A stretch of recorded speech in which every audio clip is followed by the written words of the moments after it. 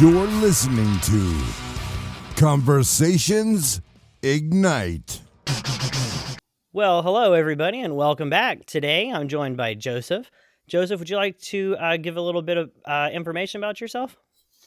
So my name is Josef Stetter. I went through a weird path of trying to figure out what I want to do when I grow up. So once I hit certain plateaus of either becoming, let's say, the best salesperson or the top in the company, I got bored and either got quit or got fired. So I've switched careers 9 times and jobs over 18 times. I've, in the process, discovered that I love helping people level up in their career, and companies hire the right people and keep them. So I got into recruiting. I've worked with companies like Deloitte & Touche, Apotex Pharmaceuticals, Tata Consulting Services, and several other small to global companies. And along the way in the different careers that I've had, I started realizing that the world of teaching people how to find a job is so outdated and robotic and kind of repetitive that I wrote my initial 2 books on it. And then I've had the honor and the pleasure of helping over 12,000 people land their dream job in as little as 2 days. Wow, that's awesome. So what inspired you to become a career coach, or what you call a resume whisperer? So again, I purposely chose the name Resume Whisperer because, first of all, it's branding. Second of all, it's a matter of being distinct than everybody else. Like I said, I switched careers, and it was never my passion in terms of like, oh, I'm doing sales, I'm good in sales, but I got bored with it. When I got into recruiting and I got into this, I started kind of seeing, like, when people are like, oh my God, you made such a difference in my life. You helped me get this job. Thank you. I don't know, something about that was intrinsic to me and kind of spoke to me. And so I've invested over 30,000 hours to master everything there's to know about job finding and figure out, here's the mistakes that most people make and teach them mistakes rather than regurgitate what everybody else is doing. Wow, 30. You said 30,000 hours? Yes. Wow, that's amazing. So you've helped people land jobs in as little as 2 days, you said. Can you share an example of how you made that happen? So I'll kind of share 2 examples because I don't want to have a bias, if that's okay. So my first was my wife. My wife was a behavior therapist. When we were still dating, she was working for a private clinic as a behavior therapist. She needed to get 97% on her evaluation. And she'd been working there for 3 years. She got 96% because there was some stuff in her binder that wasn't exactly the way they like. And they fired her. And she was crying for a few days. And then I reminded her that she's dating one of the top kind of career coaches in North America. And she let me write a resume. We sent out 7 resumes on Sunday. 3 centers called her on Monday, set up 3 interviews for her on Tuesday. All 3 companies offered her a job Tuesday night, all for more money than she'd been earning in the previous job.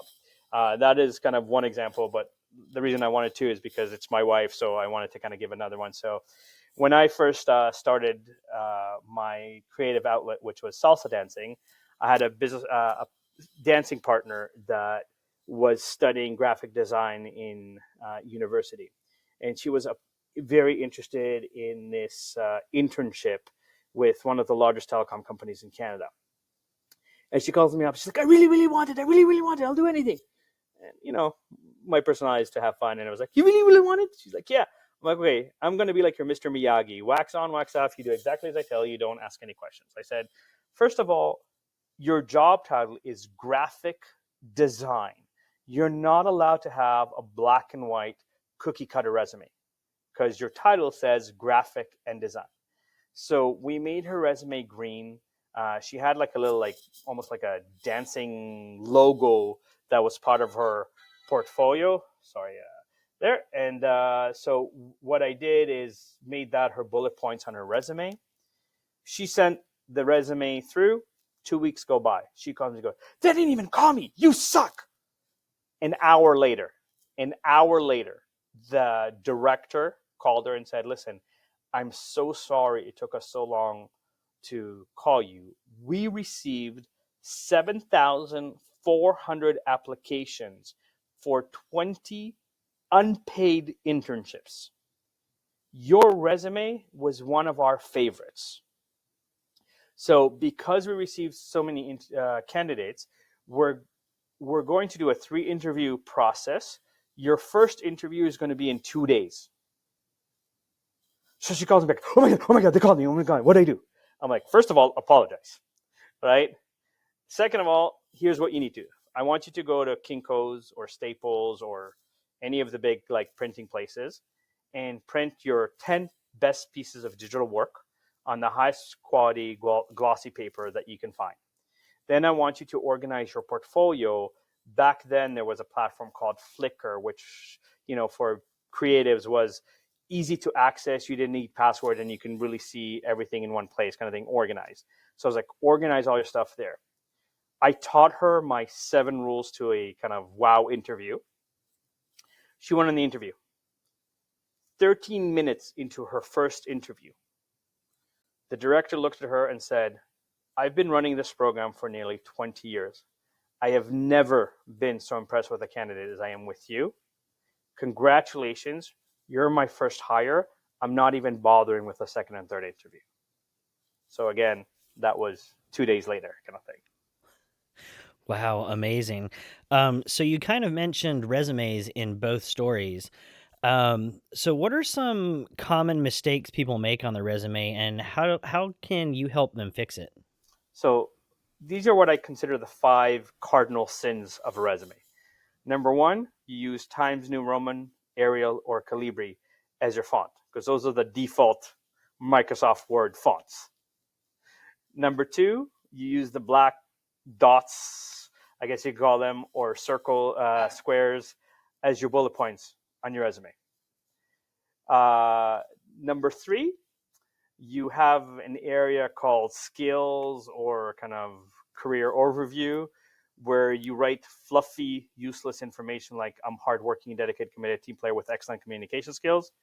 In 20 years of recruiting and helping over 12,000 people, I've met very few people that say, listen, I'm lazy, I'll show up late, none of my work will be any good, and I really hate people, please hire me. The only time that works is if you're related to somebody in the company or you're having an affair with them, right? Fourth mistake, and especially if you're somebody like myself that's kind of switched careers a little bit, your resume is chronological or functional, because if you've kind of switched direction, you're highlighting the wrong information first. Because the reality of a resume is that most HR, hiring professionals, recruiters spend between 6 and a maximum of 30 seconds reading your resume, which means they look at the top third to the top half. And the biggest mistake of all that the majority of the population does is that they list their duties and responsibility and say, I have experience in this. So if I may share kind of 2 examples to illustrate what I mean, because most people laugh at the first one, but they understand the second one. If, let's say, you're applying to be a receptionist somewhere, and you come to a job and say, I know how to answer the phone, I hope the employer looks at you in shock, goes, really? A receptionist that knows how to answer the phone? I did not know that. Because unless you live in an igloo, a cave, or practice the faith of Mennonite, right, my 2.5-year-old son can press the green button and go, hello, right? But if you go to an interview and say, listen, I know how to answer 60 calls a day with 12 different lines. I can measure 60 calls a day with 12 different lines. I cannot measure, I know how to answer the phone. Now, if I use an example from my own career, I can say to you, Robert, I'm an excellent salesperson. I know how to do B2B, B2C, account management, relationship building, lead generation. I've worked retail, I've done door-to-door sales, I've done car sales, I've worked in private education, I've worked in recruitment. I know how to do sales. Now, all the words I just said are important for the algorithms of Indeed, LinkedIn, and other platforms for you to show that you have skills. But just because I told you I have a lot of experience doesn't mean I'm any good at it. But if I give you an example, Robin, and this is a real example, I worked for a private college that before I was hired generated $530,000 in sales for the entire year in the courses that they sold. In 1 month, I generated $860,000 in sales for them. Which one would convince you that I know how to sell? All of the words or the example? Definitely the example. And usually after the example, there's like, wow, and then how. And as long as I can explain the how, I have proven that I know how to do sales, right? And that's the key that most people fail, is that on their resume, they go, I know how to do this, I know how to do this. So you're a podcaster. And so you can say, I know how to do a podcast. Okay. But that sounds very different to, I've done 200 episodes of podcasts, or, I average 20,000 views on my podcast. The quantification allows me or anybody to kind of go, this is how good you are, or this. And again, it's okay if you've just started out, own it, kind of thing. But the more you can quantify something, if I tell you a joke and you're not laughing at my joke and you're listening, I'm not funny. I could tell the same joke to 10 people and they're peeing in their pants laughing. Why? Because maybe the sense of humor is the same. Maybe so to them, I'm hilarious. So if you had a conversation with them and they're like, "Oh my God, he's hilarious. What do you mean?" And you're like, "No, he's not." Like, because there's a different taste. It's no different in a job. If you're kind of saying, "I know how to do this," everybody says there's, like, I've met very few people that go, "Listen, I'm lazy. I'll show up late. None of my work will be any good, and I really hate people. Please hire me." Right? So it really sounds like making sure you've got the not just the basic experience listed on the resume, but what actually you have completed or what you can complete for people. The results, the significance of the work that you've done. The other thing is, we've been taught for the past, let's say, 100 years that you need to populate your resume with action words like manage, direct, liaise, coordinate, and whatever other words there are. But here's the reality: the algorithm of most of the applicant tracking systems, like Indeed, even LinkedIn, does not measure those words. It measures the technical words associated with your profession. So if you're an accountant, it measures the word accountant, accounting, financial statements, general ledger, reconciliation, balance sheet, income statement, cash flow, not hardworking, dedicated, committed team player, not managed to the level of there. So that's the other thing that most people do, is they kind of just fill it with fluff. Like, okay, you're hardworking. How do you define hardworking? Right? Because if I compare, let's say, an accountant that works during tax season where it's mandatory to pretty much work 80 hours a week, what's hardworking? 100? And I compare that to a nurse who worked at the height of the pandemic that had to do 3 or 4 hours of overtime because there was such an extreme shortage of nurses. Does that mean that the nurse is less hardworking than the accountant because she worked less hours? No, because each job has its own stressors and its own kind of variables. So you can't really compare apples and oranges and say it's the same level of hardworking. So if you just, like, a lot of times in an interview, they'll say, what are your strengths? And people just auto default to, I'm hardworking, I'm dedicated, I'm committed, I'm a team player with excellent communication. How do you measure any of that? How do you quantify that to kind of say that? Like, I teach public speaking. If I compare myself to Les Brown, who's made tens of millions, if not hundreds of millions of dollars as a motivational speaker, I'm not an excellent speaker because I haven't made, or I'm not as big and as famous as him. I haven't made as much money as him.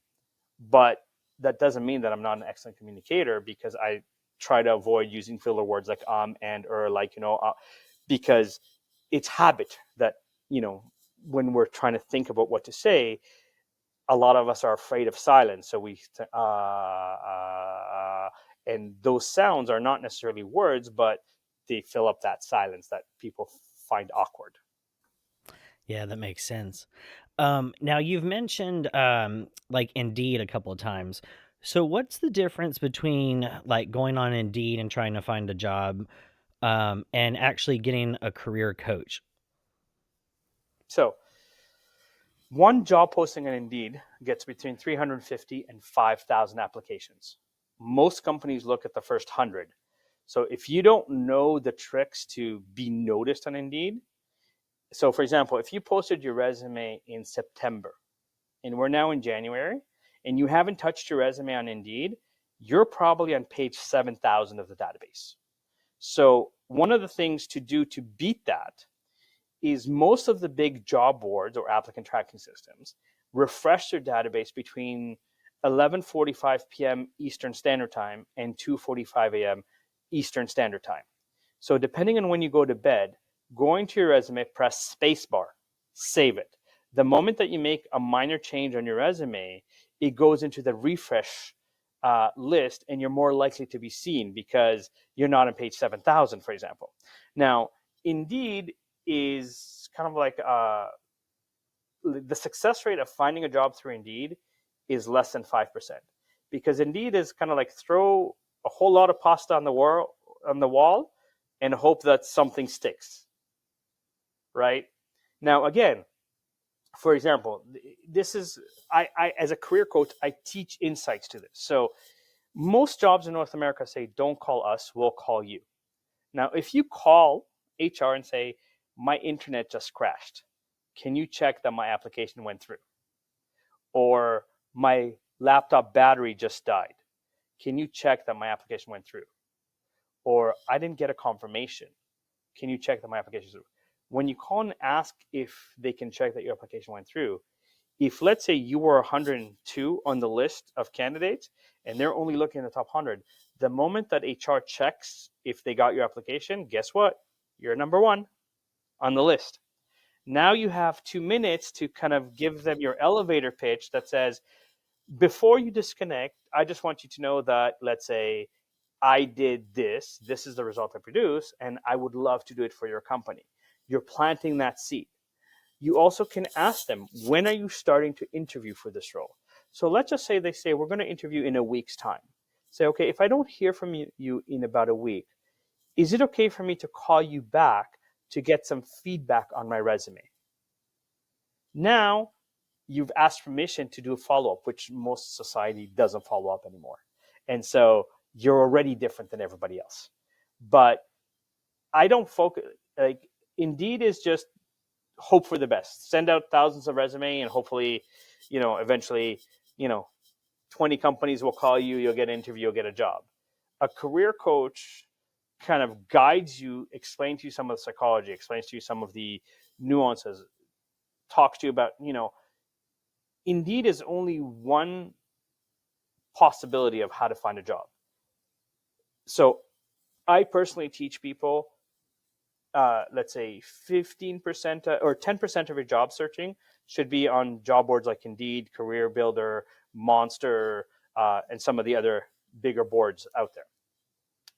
Then 25% of your job search should be on LinkedIn, because recruiters like myself, if I don't know who you are, first place I go is I look on your LinkedIn profile to see if there's, let's say, people have given you like thumbs up and recommended you, and there's actual in writing recommendation, and I can actually see your career history on LinkedIn.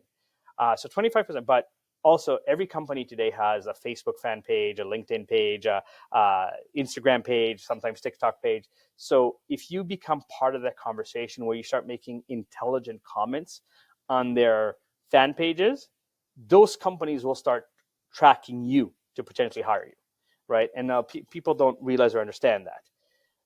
Right. Second, the next part is 25% of your job search should be employment agencies, recruiters, headhunters, staffing firm, doesn't matter what you call them, right? Because they already have connections to the companies that you're trying to apply to. And you're not applying through the database that the potential AI scanner or whatever resume scanner is looking for. You actually direct conversation or contact with a decision maker, or even if it's HR, it's going to their inbox directly rather than to the portal, for example, right? And I always recommend register with a minimum of 6 agencies, because I assume 3 of them will not like you.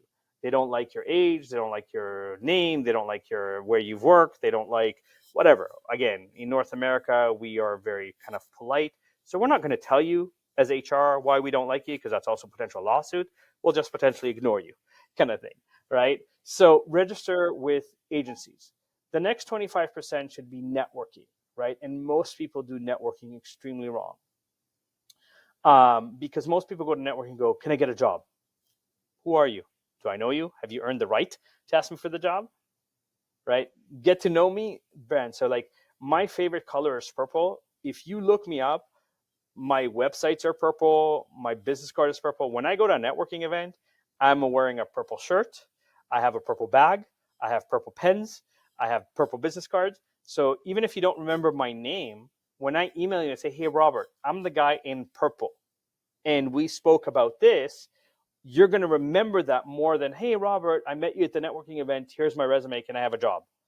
For example, right? And even the conversation networking has to be very different. And then the last 15%, which is the hardest but the best, is to kind of target specific companies that you want to work for, and even something like a podcast, to reach out to one of, let's say, the directors or high level people and say, hey, you're very successful in this realm.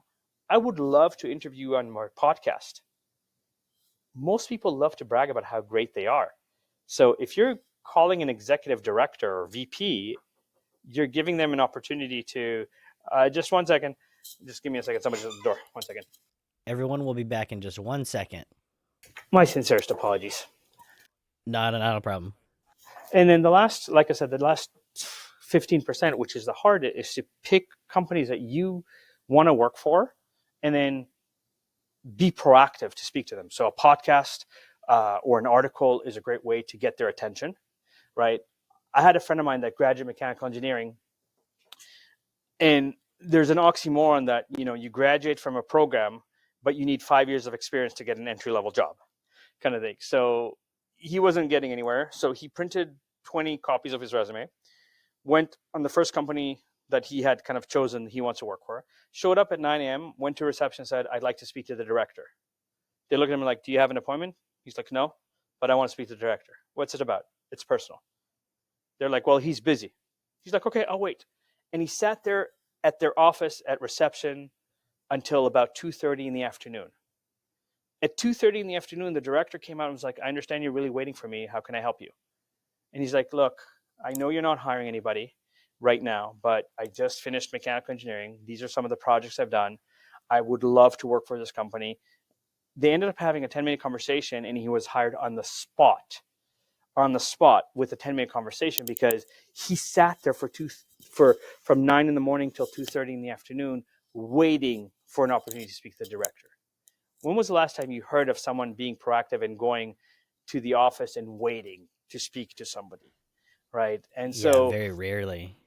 right, and those are things that I highly recommend. But again, if your personality is not like, I'm going to go there in person, then again, something like, hey, I'm starting a podcast, and you can say I'm starting because no one's there, and I want to interview experts in this field.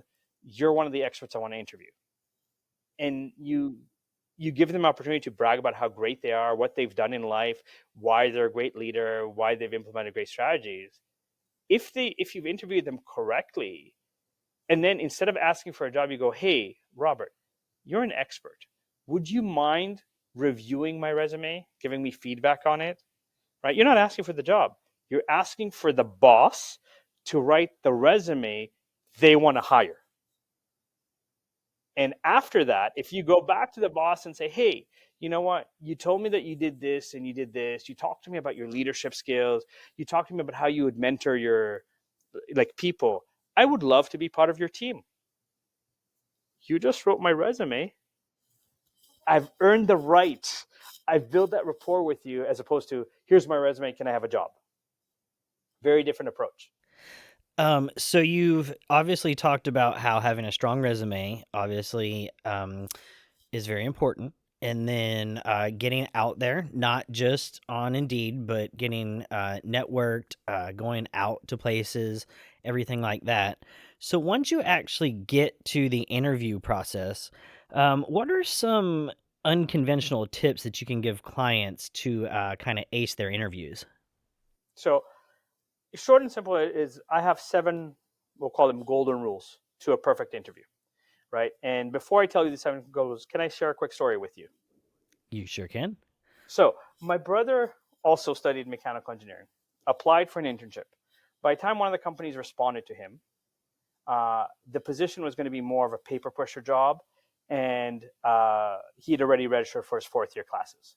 So he asked me to cancel the interview. I decided to go in as my brother because I work in the industry. I wanted to see how good I am at this. Now, my first interview, there was 100 students from 4 major universities in Toronto, Canada. Okay. Within 45 minutes, human resource called me back, said, we love you. We need to come back for a second interview. I was like, all right, let's see how far I could take this. My second interview was with the manager of the department that I could potentially work in. Now, I spoke the truth about my brother's resume. My brother wasn't, and understand, I studied economics and business. The only thing I know about mechanical engineering is what I wrote for my brother on his resume. Okay. So my second interview, like my brother was on a team that designed a wheelchair for third world nations that use a tank chain so it can go on any terrain. Came second in Ontario, Canada for the best mechanical engineering project of the year, won money or awards, told the manager that I studied thermodynamics and quantum physics. To this day, I have no idea what those are. Right? Didn't even leave the parking lot. Manager called me back, said, I adore you. I need to come back for a third and final interview. Out of 100 candidates, I made it to the final 3. I was the first one in. I was the first one in at 8:30 in the morning. Manager walked over to me and goes, here's your offer letter. The job is yours. All you have to do is pass this mechanical engineering test. I looked at him. I looked at the test. I looked at him. I looked at the test. I'm like, I can't do this test. Manager looked at me and goes, I know you're nervous. Let me help you. He solved the first 2 questions for me. I looked at him. I'm like, listen, I am so sorry for wasting your time. I guess I'm a lot more comfortable with the design than I am with the calculations. I'm not the right guy for this job. Thank you for the opportunity. Manager followed me to the car and begged me to take the job because I'd interviewed that much better than every other mechanical engineer. And here's the 7 rules that I applied to get hired as a mechanical engineer, as a lawyer, as an accountant. None of them are what my professions are. I test this to make sure that what I teach people works. Number 1, come into the interview with the confidence that you already have the job. Because if you go to an interview, go, please, please, please give me a job. I'm really hardworking. One of 2 things will happen. 1, they won't hire you because you don't have confidence in yourself. Or 2, even worse, they will hire you because they know you're desperate, and so they won't pay you what you're worth. So if you've ever had a job, Robert, where your boss came to you and said, Robert, you know what? You're doing a really good job. I'd like to give you a little bit more responsibility, maybe a little bit more money, right? You have that mindset of like, I'm really good at what I am. So come in with that mindset. Second thing is, again, even for like a Zoom interview, first of all, if it's an in-person, firm handshake. In some cultures, like for example, predominantly, let's say Asian women, they tend to do kind of like a 2-finger handshake. Now, again, if it's against your religion or culture to touch the opposite sex, unless it's your husband or a family member, own it. Say like, I can't shake your hand because it's against my religious beliefs, right? There's nothing wrong with that. Second thing is eye contact. Now, if you're shy or it's against your culture to look directly into the eyes, look above the eyebrows. It's a martial arts trick that gives you peripheral vision, but gives a person the respect that they deserve, right? And third, smile. 95% of people in an interview forget to smile because they're nervous. Smiling will release endorphins that will help you relax. And also smiles creates a conversation rather than question, answer, question, answer. The third rule, no matter what the question is, it is never about you. It is about them. So let's just say you're a high school kid looking for your first job. And on your resume, you wrote that you love basketball or football, right? And whoever's interview goes, okay, tell me about basketball. They really don't care about basketball. But you need to relate. My passion, my dedication to basketball is the kind of passion and dedication I'll give your company, right? So make it about them. Rule number 4, this one's kind of optional. It depends on the job you're going for and your personality. But why does any business exist, Robert? What's the number 1 reason? To make money. To make money. So there's 3 ways you can make money. You can make it, you can save it, or you can increase efficiencies. So sum to all of your answers should say, if you hire me, I will make you more money. If you hire me, I will save you money. If you hire me, I will increase your efficiency. Again, depending on the role and depending on your personality, that's why I said sum, right? Rule number 5, this is what makes and breaks most interviews. Instead of saying my duties were, my responsibilities were, which is what most people make a mistake on their resume, I want you to use one of the following 9 words: proud, significance, success, contributions, achievements, accomplishments, results, importance, and impact. Now, here's the thing. If you go to an interview and go, oh, I am really proud of the fact that I sold $830,000 in 1 month. No, because if you're proud, your shoulder blades will be back, your chest will be out, you'll be speaking from your diaphragm. And that goes back to rule number 1, confidence. Because if you start with these 9 power words, again, the power words are proud, significance, success, contributions, achievements, accomplishments, results, importance, impact, right? And then you quantify it with a result. Like, there's a difference between saying, hey, I play basketball versus I coach 5 championship teams. Again, it's the quantifiable results that people listen, right? What's the adage in English? Facts tell, but stories sell, right? So give me the story of what makes you great, right? Rule number 6, there's 2 parts to this. First, your strength. For the love of whatever higher power you believe in, please do not tell me that you're hardworking, dedicated, committed team player with excellent communication skills and interpersonal skills, okay? Because it's boring, it's robotic. But even if you're going to give me those words, give me a story, give me an example that demonstrates that, right? Because if you say to me, I'm hardworking, okay, how are you defining that? I don't know what your standard for hardworking is, right? So try to give more original words. And again, like, I've studied also physiology as part of psychology of interviewing. I'm outgoing, I'm energetic, and I'm bubbly. No, you're not. I'm outgoing, I'm energetic, I'm bubbly, kind of thing, right? So make sure that the words you're choosing, your body exudes that in some capacity or another. Now, the other part of this, rule number 6, is your weaknesses. So most people default to, I'm a perfectionist, I'm too hard on myself, maybe this technical skill can be improved. Now, here's the thing. Most people hate this question. Understand that the design of the weakness question is not to see that you're perfect. The design of the weakness question is to see that if something were to go wrong, the company can give you feedback or constructive criticism, and you're not going to go postal on them. So there's 2 ways of answering that I recommend and teach people. The first is to kind of make fun of yourself indirectly by saying, you know what? My wife, my mom, my sister, pick a person, doesn't really matter, always tells me I'm perfect. But if I had to think of something, I'd probably say my, let's say, time management skills.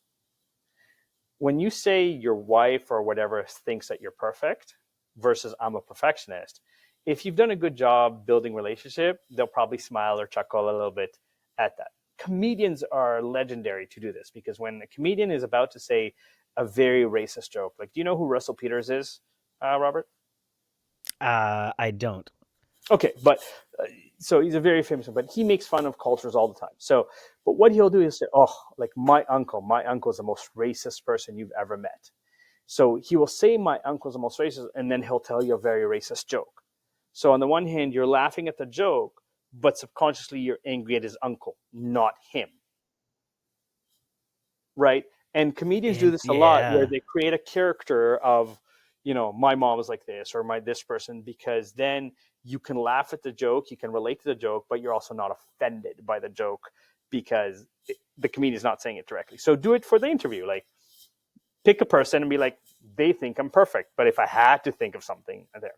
Now, the other way of answering this question is what I call the past, present, future rule. Rather than explaining it to you, let me give you an example. In the past, I used to have a problem with time management.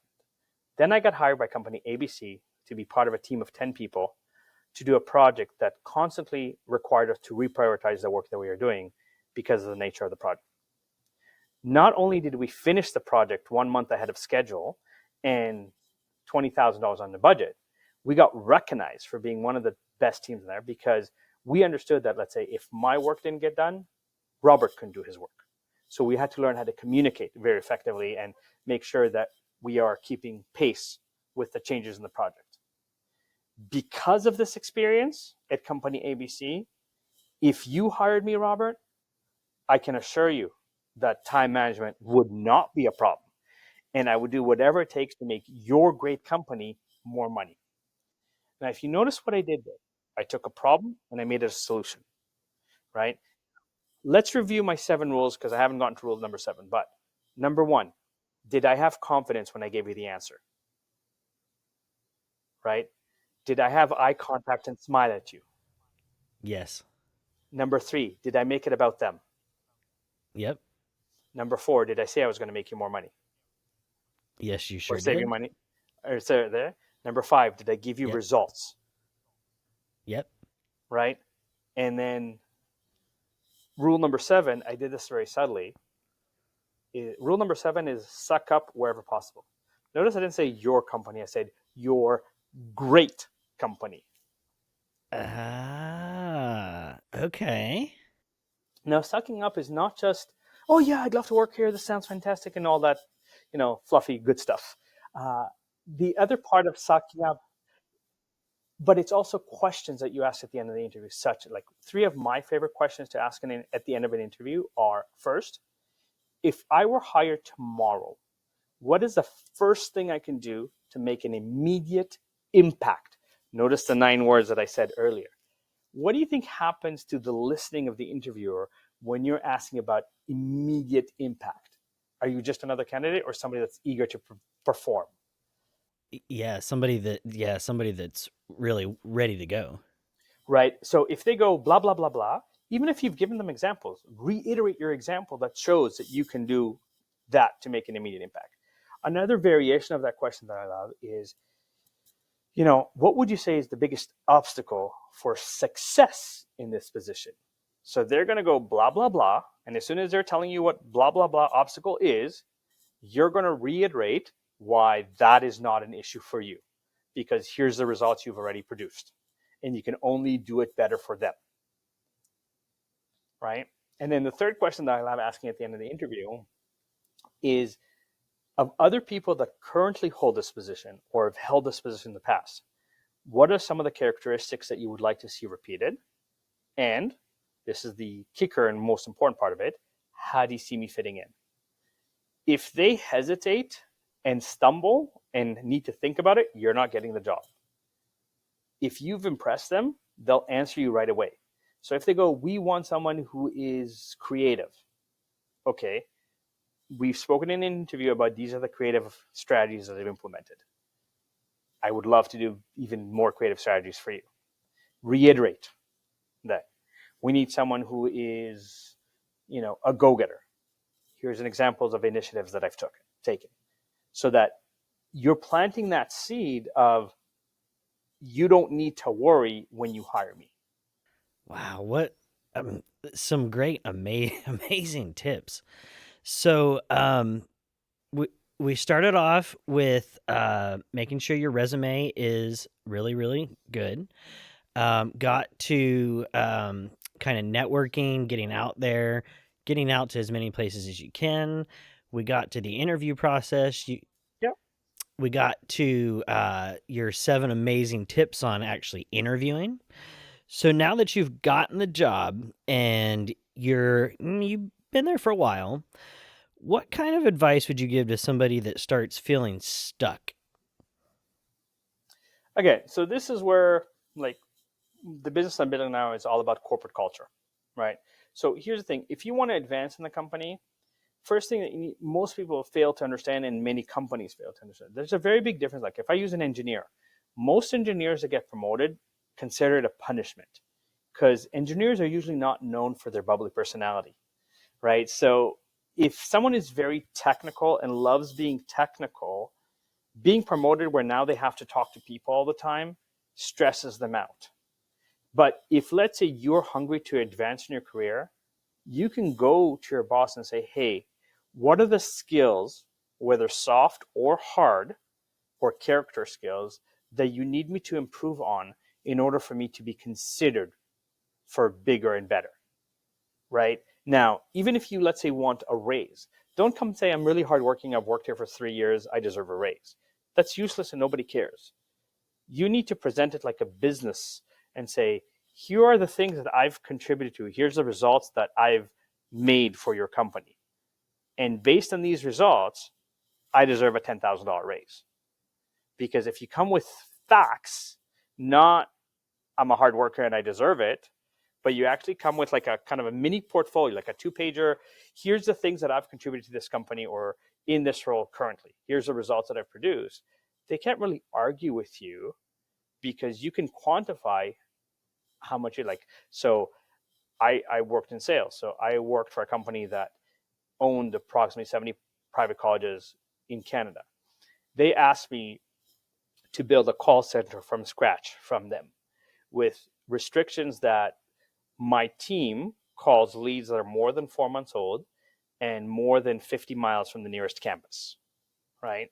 And because it was phone sales, they expected us to convert at about 1% and generate $300,000 for the entire year. In less than 6 months, the team that I put together did $2.25 million. So when I go to my boss and say, hey, I just generated you $2.25 million in less than 6 months, when you guys expected that we would do it at $300,000 for the year, you expected my team to convert at 1%. My team is converting at 9%, right? So I think I've earned, let's say, a $15,000 raise because I generated you $2.25 million. What's my boss going to be like? Well, I don't know if you deserve it because you're not hardworking hard enough. It's a different conversation because I came with data kind of thing, right? I came with numbers to reiterate how good I am or how it. And again, if it's not necessarily a monetary reward, but it's you want more challenges in your project, it's about having that conversation of, okay, what do I need to prove or do or accomplish for you to trust me with more complex things? Wow. Okay. But you're now presenting in a way that, again, if you're as good as, there, understand that turnover in North America costs $1.4 trillion a year. Last year alone, 65 million workers chose to leave their company. Wow. Right. So if Now you that come to your boss and say, sorry, go ahead, Robert. no, can keep going. So here's the thing. When you come with data that says, here's the work that I've done, here's like, so if the average person handles 10 files and I'm doing 14 files, right? I'm doing the bigger files, right? Your boss, again, the higher up you go, the less they care about the story, more they care about the actual strategy, execution, and the actual results kind of thing, right? So the less you come and say, look, I've been here for 5 years. I work my ass off. Nobody cares that you work your ass off because theoretically everybody works their ass off. Pardon my language kind of thing. But there is a level of, if you come and say, hey, you gave me the most complicated issue to solve. And after 18 people failed to solve it, I solved it for you in 3 weeks, for example, right? Which saved the company this much money, saved the company $500,000. So if you would like me to continue saving the company $500,000 at a time, give me a $10,000 raise. Because now you've demonstrated value. You've demonstrated value first. You're not coming and saying, I deserve it. I'm really hardworking. I've been here for forever. Makes a lot of sense. Actually show why you deserve it instead of just saying, "Hey, I deserve it." Makes a lot So of look, sense.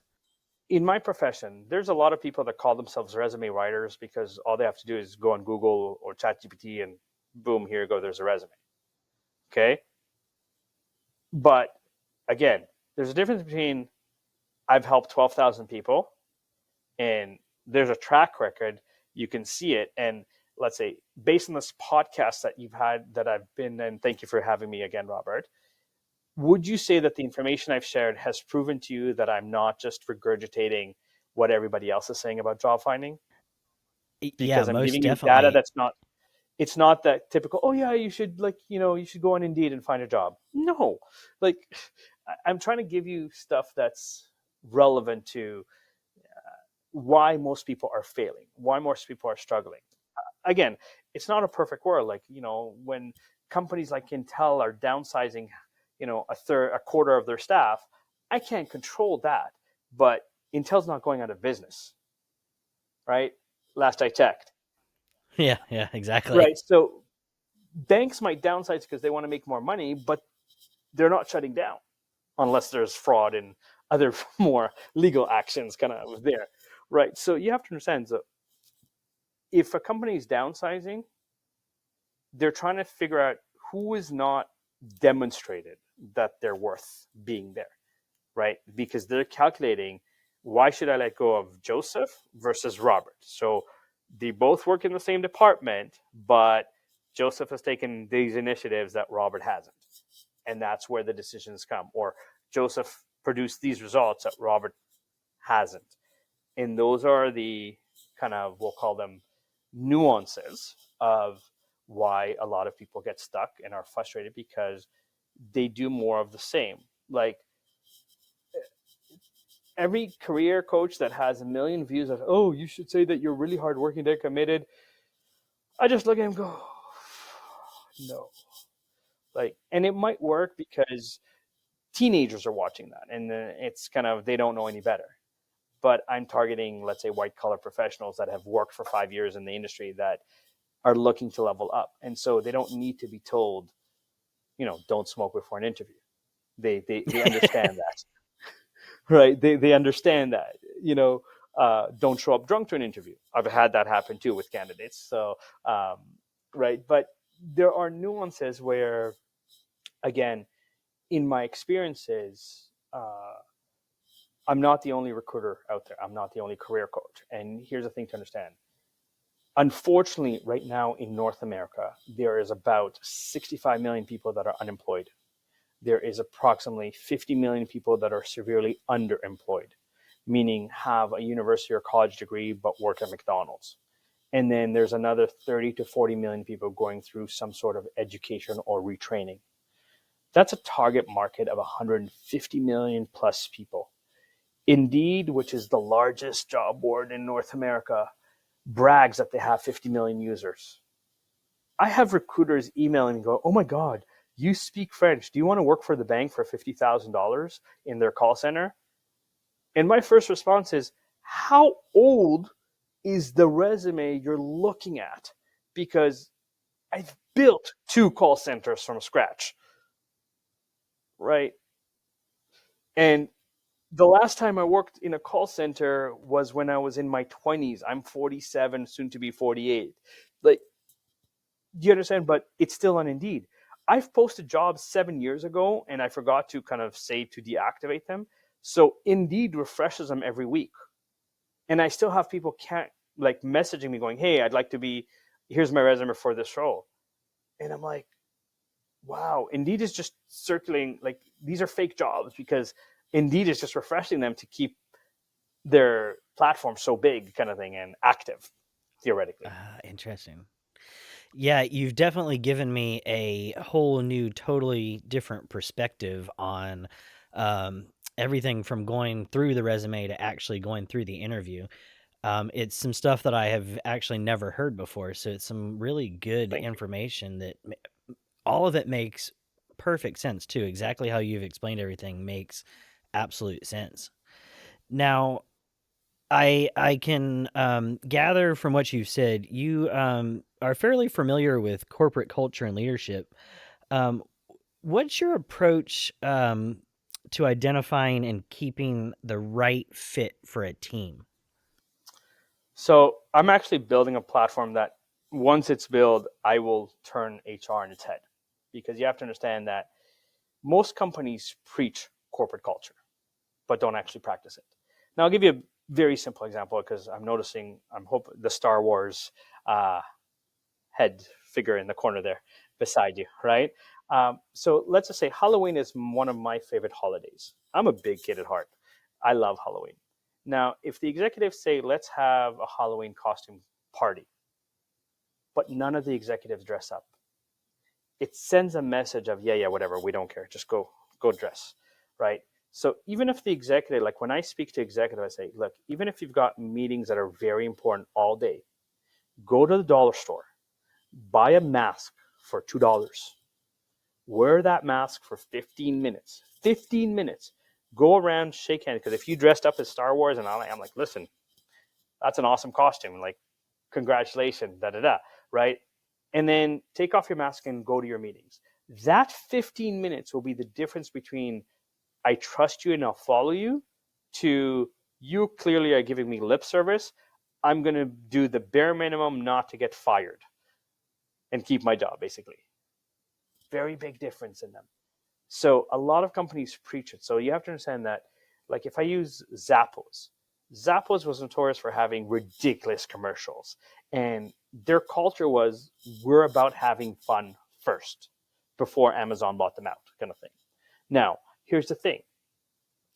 If your executives say, we are a fun company, but they don't demonstrate anything fun, why would you want to work? So, I'll give you a quick example of really bad culture. So I used to be a stock trader. I used to answer the phone. It's a great day or it's a fantastic day. Name of bank. My name's Joseph. How can I help you? One of my coworkers complained that me saying great or fantastic could be interpreted as the bank's making too much money. So senior management had 3 2-hour-long meetings to discuss whether or not I was allowed to say great and fantastic, and decided it was easier to ban me from saying great and fantastic than to retrain 120 traders on the floor. Now, after this happened, one of the senior VPs came to me and said, Joseph, you're always positive, you're always energetic. Morale here is really low. I'd like you to form a social committee to organize events so that we can boost morale. I was like, okay, great. First thing I'm going to do is organize a potluck because everybody loves food. He looked at me and goes, nah. Like most of the people here are bachelors. They'll probably just say, here's $5. I'll eat whatever somebody else brings. I'm like, don't worry, I'll take care of it. And I created an Excel spreadsheet. This many people bring drinks. This many people bring cookies. This many people bring cakes. This many people bring main courses, et cetera, et cetera. And I logged off the phone for 2 hours. Starting with the executive VP, I said, I don't care if you make it, your partner makes it, your mom makes it, or you buy it. But you have to sign up for something. Okay? I went one by one to about 140 people. The day of the potluck, I logged off the phone for 2 hours to organize the food because we had the equivalent of about 4 full-size boardroom tables of food, right? So to make sure that the chocolate wasn't beside the meat, when people brought the stuff in, I kind of logistically put it in specific areas. Now, during the quarter, I won or came in the top 3 for 7 out of 10 contests, including answering 155 trading calls in one shift, right? The bank refused to give me my bonus because I was logged off the phone for 4 hours to organize the very thing that the senior VP asked me to do. Now that's bad culture. Versus if you look at companies like Meta and Google, that, there's sleeping pods and they have buses that take you home with Wi-Fi and television, and, it's a theme park to go into the office kind of thing, right? Because they get that if you're treated well, you'll do better work for them kind of thing, right? So again, in the world of corporate culture, it's not just preaching, oh yeah, corporate culture is a buzzword. It's actually, what are you doing to demonstrate it?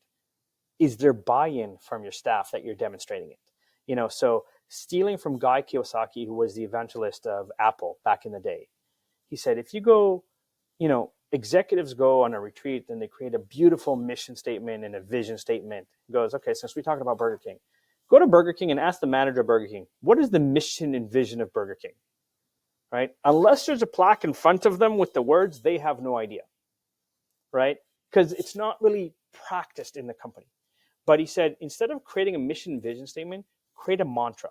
Nike, just do it, right? Short, simple, to the point. But people at Nike are willing to take risks because just do it is the mantra of the company, right? So you don't have to have a sentence. You could be like, excitement. And here's what we're doing. Like, like we're family. So we have sports teams and we have barbecues and we have this, but people in the company know that those are the things that makes a family, or that's at least the interpretation of the organization. It's not just lip service of like, yeah, we do corporate culture. What do we do? Once a year we have a Christmas party. No, that's not corporate culture. That all that, yeah. Wow. So, what are some of the top reasons that employees leave an organization? So here's the interesting part. Of the top 10 reasons why somebody leaves a job, salary is actually number 7. It's not even the top 5. The top 3, number 1, extremely toxic work environment where it's micromanagement, a lot of gossip, a lot of finger pointing and blaming.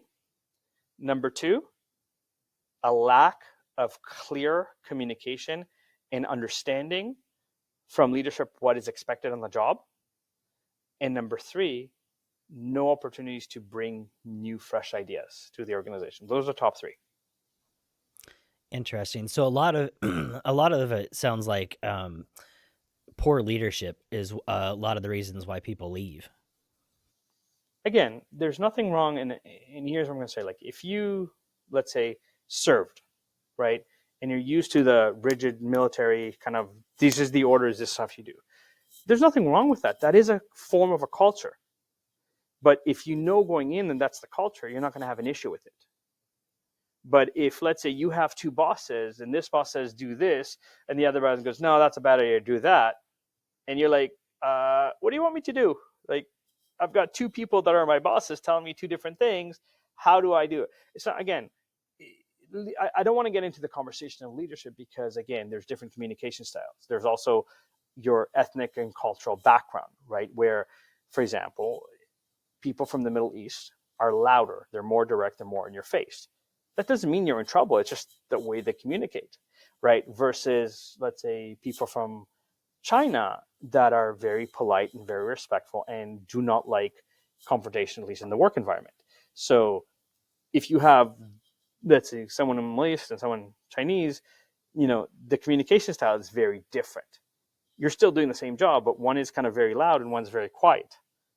And if there's no bridge that kind of says, this is what we need to get to, don't worry about whether they're yelling, just this is the information you need to listen to, you start getting kind of a buildup of a bad taste in your mouth. I'll kind of describe it like that, right? But it's not necessarily leadership. It's lack of clarity on what the culture is. Like, for example, most companies by default, let's say, donate to feed the homeless, for example, so that they get their tax receipt, their PR. But when was the last time the executives actually asked their employees what they actually care about? So if, let's say, you have a history of diabetes in your family and you were recognized for doing an outstanding job, what if instead of donating money to the homeless, the company said, you know what, Robert, we appreciate everything you've done. We're going to donate, let's say, even if it's a small amount, we're going to donate $1,000 in your name to diabetes. Think about how that's going to impact you because you care about diabetes, and all of a sudden the company cares about what you care about as part of the conversation, rather than the executive goes, Robert, we're going to plant a tree in your name, kind of thing, right? So it's that human connection. It's not just, lip service. A lot of executives look at an Excel spreadsheet, and answer generically. Right, we need to make this number bigger. They forget the human connection. Like, one of my favorite TV shows is Undercover Boss, because at the end of this show, it's not about the money that the individuals get. At the end of the show, every executive goes, "Oh my God, I should speak to the people that work here. I might get some insights." You think, right? So here's the thing: it's like, you know what? If your dad built the company and you took over as CEO, and you've never spoken to the people that work there, you don't know the hardships that they're going through. You don't know that they're working 3 jobs. You don't know. And again, it's not about the salary. It's about how you treat them. Like, we often forget that, people need to go to the bathroom. People need to have that water cooler conversation where you can talk about sports and TV and music and movies, because it's a mental break to refresh you.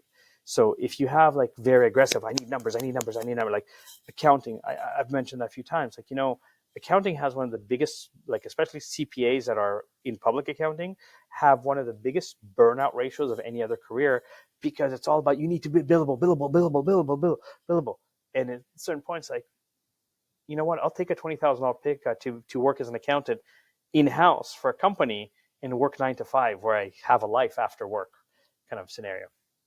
Now, I had heard you mention earlier you're working on an AI project right now.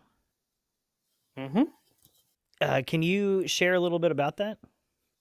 So I'm basically building a platform that will measure not only your technical skills on multiple tiers, but also your leadership style, your communication style, your intrinsic values, your uh, so that I can have a complete picture. So what will happen is I can go to a company and say, okay, Robert, for example, loves learning new things, right? So instead of giving you the typical 2% raise that is common in North America, which probably is not going to make that much of a difference in your life, Robert, I can come to you and say, Robert, I can give you the 2% raise, or I can pay for training and development. Whether it's personal or professional, that's your choice, but I'll pay for the course. What would benefit you more, the 2% raise or the course that you've been wanting to do for a while, kind of thing? The course, obviously, yeah. Right. And if you get the course, are you going to be more excited or less excited to do your job? More excited because you've learned what you wanted to learn. Right. Now, if let's say you don't want learning, but let's say you just want to be told you're doing a good job. So once a month, I do a ceremony and say, Robert, I really appreciate all that you do for this company. It's not going unnoticed. Here's a gift certificate for $25 to go see a movie or whatever. And I just want to give you this, piece of paper that says, we appreciate who you are. You're still going to be happy. So I'm building something where I can customize how I engage pretty much every employee. But here's the thing. Engaging every employee can become very expensive and very, very complicated, especially get larger. But there are patterns of behavior. So let's just say you want to travel more. And so I can create very aggressive performance indicators that you need to achieve. And if you achieve those, your reward will be, I will pay for you to travel. And when you achieve this, when you travel on me, it doesn't count as your vacation. It's on the company. So if you have 3 weeks vacation and you need to do, let's say, $1 million in sales, and you do $1.2 million, and you go, I want to go to Hawaii. Company goes, okay, we're paying for you to go to Hawaii for a week. You still have your 3 weeks vacation on top of the Hawaii that I'm sending you. Think about how now we're going to engage people to the level of really appreciating their genius and appreciating how they communicate. So again, I'm embedding differences in cultural nuances. So for example, if I came and spoke in Ebonics, unless I kind of tell you about how I grew up in the hood, the listening would be very weird for it, right? Because there's certain cultural differences that, again, Ralph May was a great example of that. He grew up in the hood, and God rest his soul, as a comedian, he would make fun of the culture because he grew up with it, right? And there's a level where, again, there are certain conversations, like if I use dating as an example and pickup lines, I, as a Caucasian male, if I went to a Caucasian female and said, hey, your daddy must be a thief because someone stole the stars and put them into your eyes,